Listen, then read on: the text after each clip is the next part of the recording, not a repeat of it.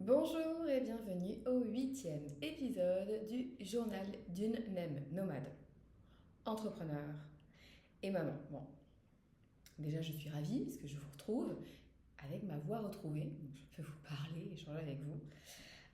J'espère que vous allez bien, j'espère que la semaine fut belle.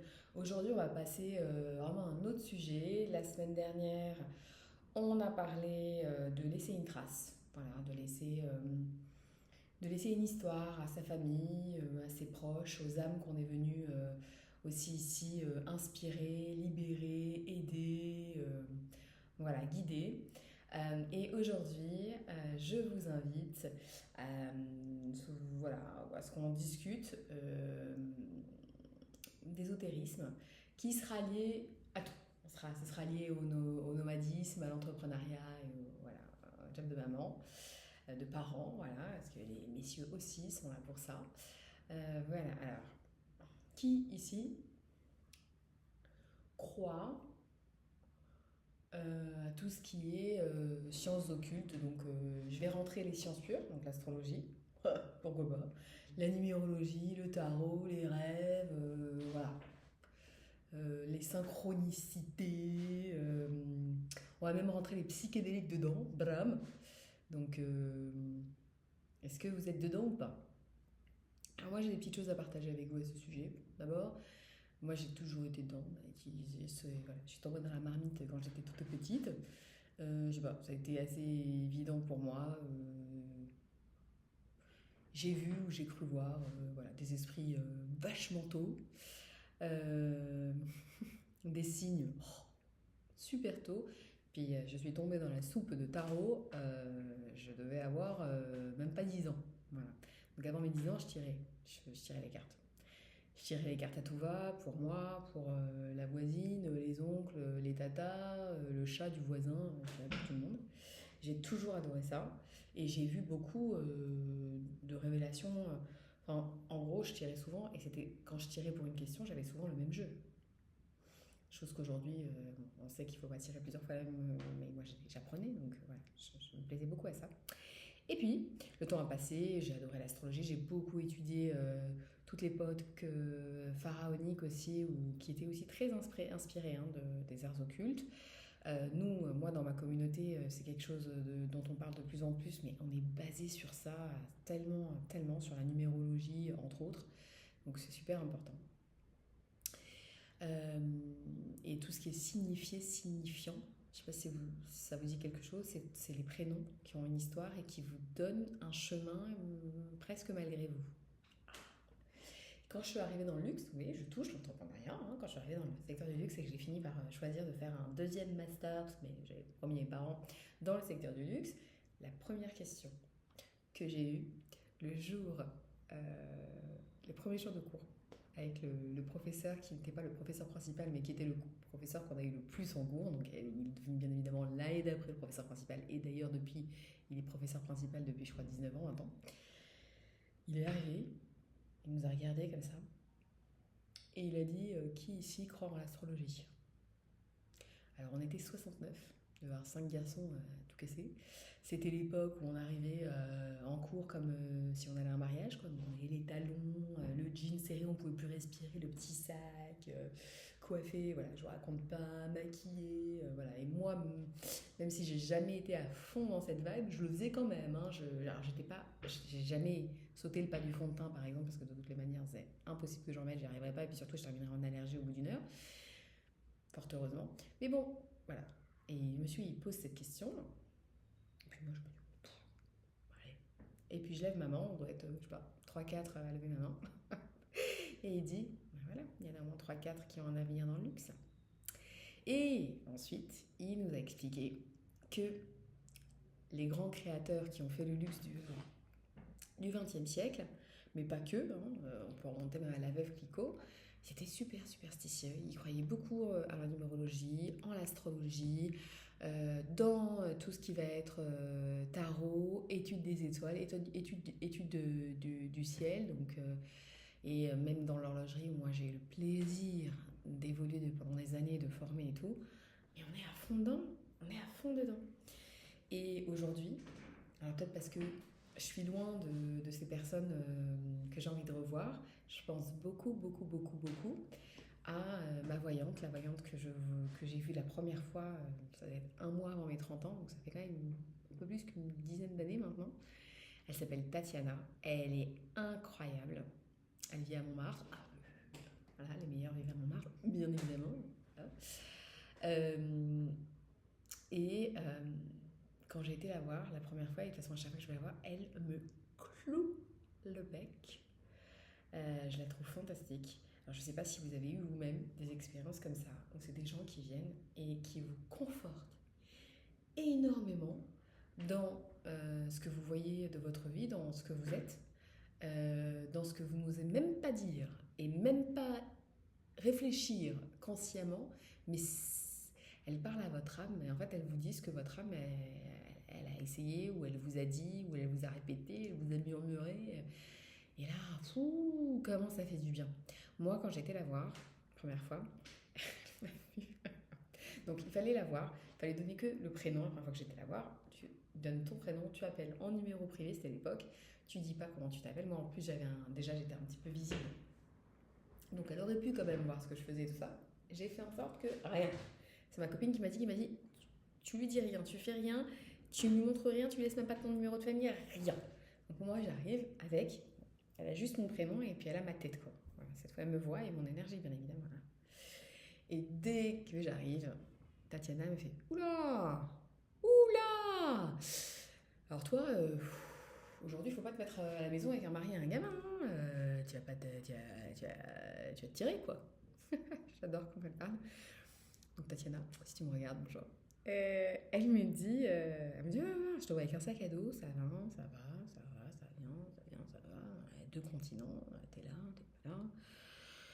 Tu fais des choses, ça brille quoi, ça brille, c'est, je sais pas, il y a des paillettes, c'est beau, c'est luxueux. Oh, tu fais, c'est de la com que tu fais, c'est un truc.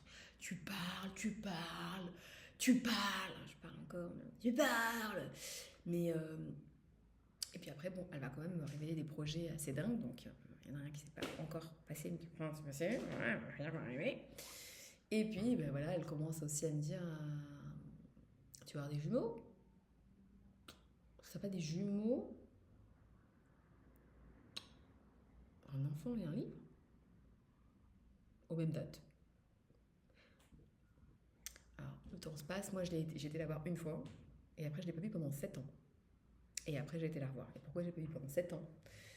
Bah parce qu'elle a vu quelqu'un que j'aimais beaucoup, qui était malade. Alors, attendez, j'avais dit que j'allais pas montrer mes cheveux blancs. Oh, c'est pas vrai ça, Audrey, tiens-toi bien, c'est pas possible quand tu parles, faut arrêter. Et, et elle m'a dit non, non, c'est pas elle. Et en fait, c'était probablement pas elle. Et moi, ça m'a fait peur. Donc quand j'étais là, je lui ai dit, tu me dis rien de tout ça. Non, je te dis rien et tout va bien.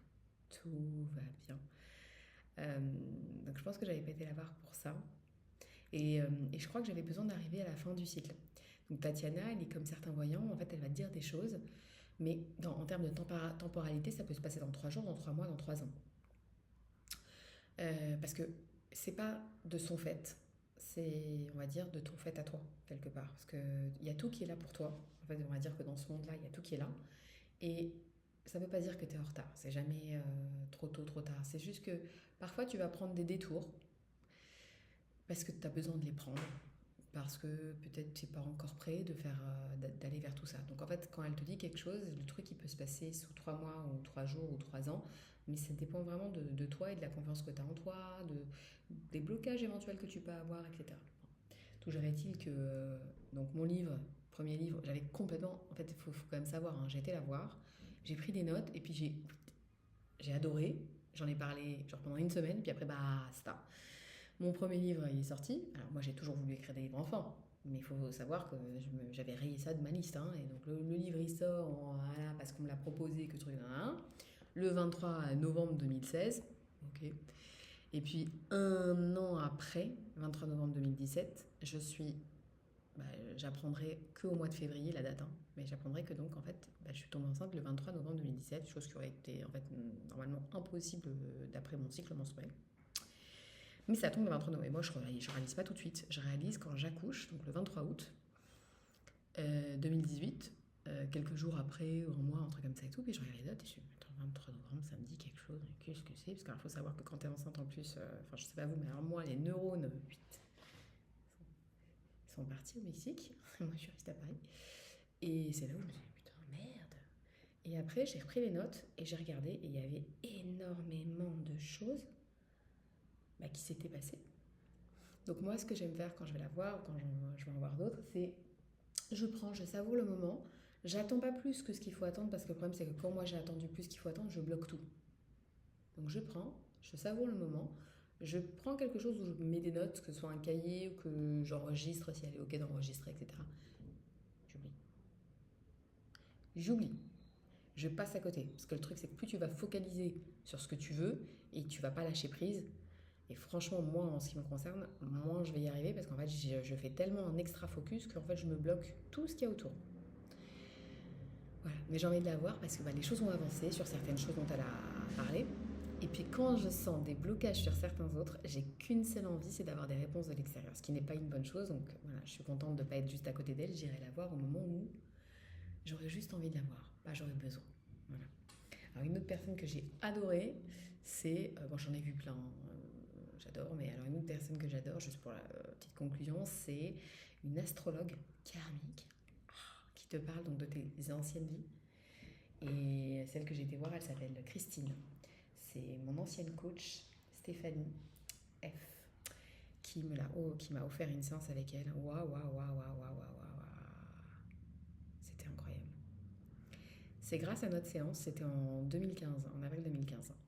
C'est grâce à notre séance que, je vais dire, c'est affirmé et révélé et confirmé le fait que j'étais prête à avoir un enfant. Moi, je voulais pas d'enfant. Enfin, je pense que je savais déjà que dans mes vies précédentes, j'en ai eu plein. Donc en fait, être maman, je sais le faire. Enfin, être parent, je sais le faire. Pour la preuve, bon, je suis intervenante, donc je suis un peu enseignante. J'ai eu le plaisir de côtoyer plus de 17 000 personnes au bas mot depuis ces temps-là. Et qu'on le veuille ou pas, sachez, hein, enfin, en tout cas cabalistiquement parlant, que quand on enseigne, c'est un peu comme on a un lien de parenté. D'accord? Donc moi, tous mes étudiants, peu importe le temps qu'on a passé, que ce soit un contexte professionnel, un contexte en école, peu importe, pour moi, on a un lien de parenté, donc avec un côté maternel en fait, d'accord? Tout le temps. Et donc, voilà. Et puis, dans cette vie-là, je pense que dès plus jeune, j'ai associé le fait de faire une création de parents, ça voulait dire à tort, hein, excusez-moi, j'allais dire à juste titre, donc c'est quand même un petit peu presque